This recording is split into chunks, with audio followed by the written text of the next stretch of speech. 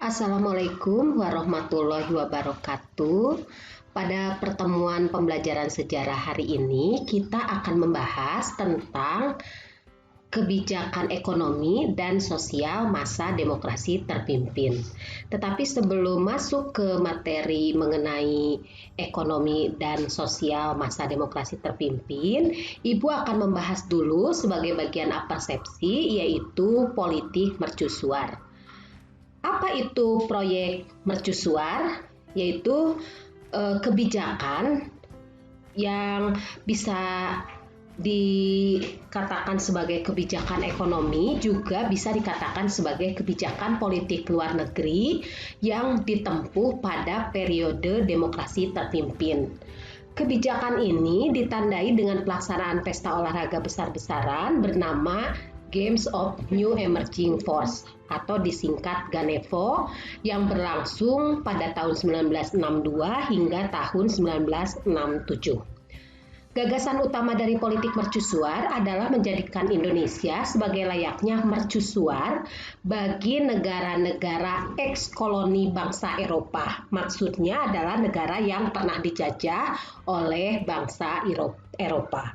Nah, Indonesia ingin menjadi simbol percontohan dalam bentuk pembangunan dan juga menjadi pemimpin dalam mengarahkan negara-negara yang tergabung dalam New Emerging Force atau NEPO. Untuk mendukung lancarnya kegiatan ASEAN Games atau The Games of New Emerging Force GANEVO, maka Soekarno melakukan beberapa upaya pembangunan untuk Jakarta, yaitu diantaranya Gedung Hotel Indonesia.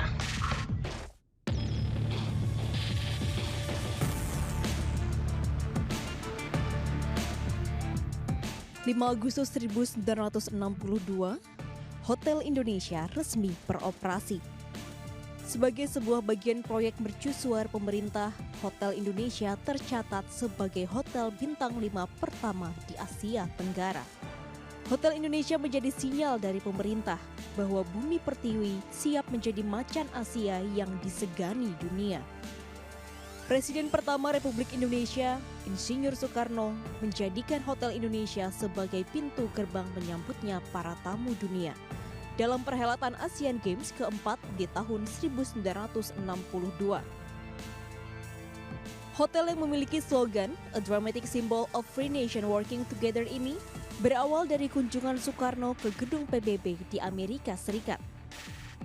Soekarno secara khusus memanggil arsitek asal negeri Paman Sam, Abel Sorensen, untuk mendesain Hotel Indonesia bersama dengan istrinya Wendy. Dibangun di atas area seluas 15.000 meter persegi, Hotel Indonesia terdiri dari 16 lantai dan memiliki 406 kamar hotel.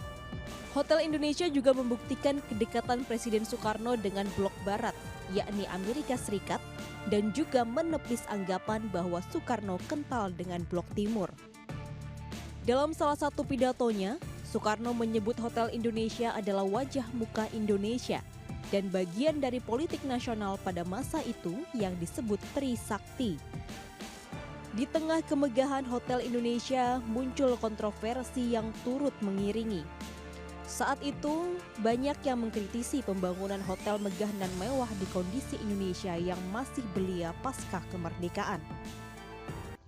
Selain Hotel Indonesia, Soekarno pun membangun Gedung Konevo, yaitu yang sekarang kita kenal dengan Gedung MPR DPR, Monumen Selamat Datang, Masjid Istiqlal, Monas, dan Gelora Bung Karno.